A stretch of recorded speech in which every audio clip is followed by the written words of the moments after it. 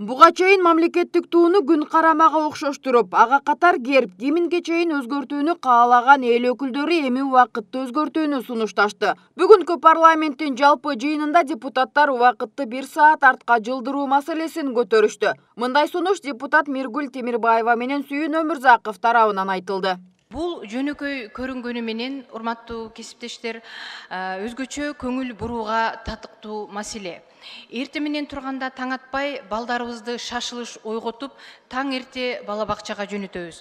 Ошол эле кезде өзүбүз дагы дайыма шашылып жүрөбүз, мындайча айтканда стресске кабылган учурлар болот. Биз эмнегедир ушул бизге кошуна Өзбекстан жана Тажикстандан 1 саат алдыда жүрөбүз. Жогорку кеңештин бүгүнкү жалпы жыйынында эл өкүлдөрү ар түрдүү маселелер саатында негизинен социалдык экономикалык көйгөйлөрдү көтөрүштү. Анда депутат Эмил Токтошов Индия өлкөсүнө жарандарды визасыз режим киргизүү сунушун айтты. Ал быйылкы жылы Индия менен 150 миллион АКШ долларында соода жүгүртүү орун алганын билдирип, аталган мамлекеттин 20 миңдей студенти бизде билим алып жатканына токтолду. Ошол студенттердин да бул жактан кабар алган туугандары, достору, ошонун баары бизге турист болуп эстелет.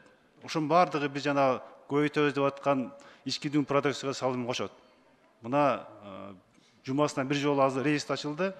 Ошондуктан биз коркпостон эле визасыз режимди киргизүүгө биз тез ушуну ишти алып барыш керек. Ошондой эле депутат Айбек Осмонов Ош шаарындагы унаа тыгындарынын көйгөйүн көтөрүп, анын негизги себептеринин бири транзиттик транспорттор дейт. Муну менен катар депутат шаардагы таштандыларды башкаруу, ошондой эле түтүн көйгөйүн жоюу маселесине да токтолду. Мына Ошко келгенде тыыны бардыгы билет.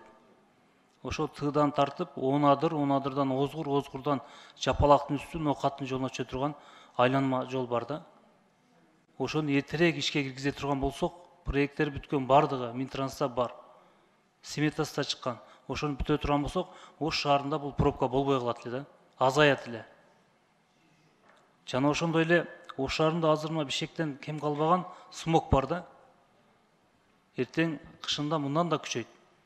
Эми ошону жергиликтүү бийлик жана ошондой биздин ушул экология министри ошол Ош шаарына барып, ошону карашсын. Ал эми Жанар Акаев 1 жылда эле 12 келин өз өмүрүнө кол салгандыгын айтып чыкты. Андан сырткары баатыр энелердин пенсиясына 5000 сом кошуп төлөп берүү керек деген маселе депутат Камила Талиева тарабынан көтөрүлдү. Азыркы тапта алар 1000 сомдон алып жаткан суммасына инфляцияны эске алуу менен үстүнө кошумча 4000 сом кошуу сунушун билдирди. 2 жолу Кабминге да айттым эле. Азыр мына эми Жогорку кеңештин бюджет комитетине киргиздим. Жогорку кеңештин токтомун кабыл алалы. Мен урматтуу депутаттардан да суранам, ушуну катты жөнөттүм. Эсептеп чыктык. Соцфонд аркылуу 33940 адам аял баатыр эне экен. Ушуларга ар бирине ошол 1000 сомдун үстүнө дагы 4000 кошуп 5000 надбавка берсек деген мен да ошол идея менен келем да.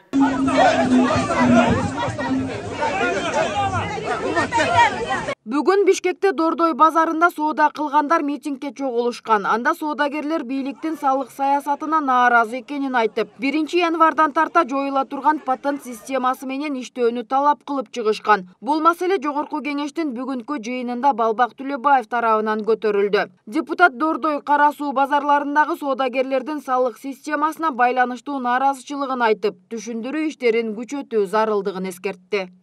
Bir konteynerде деген 4 киши иштеген контейнерлер бар экен, бөлүп алып, айла жоктон. Bir контейнерде бирден иштегендер бар экен. Bir контейнерде арендага берип коюп, 3 ай иштеп калган арендага бергендер бар экен. Алардын баары эмне болот? Кантип салык төлөбүз, эмне кылабыз дегендер бар. Азыр Казакстан менен Өзбекстан Кытайга безвизовый режим киргизип алышты, өзлөрү түз барып алып келип атат. Жакында Кара Суунун Дордойдун кереги да жок болуп калат дейт.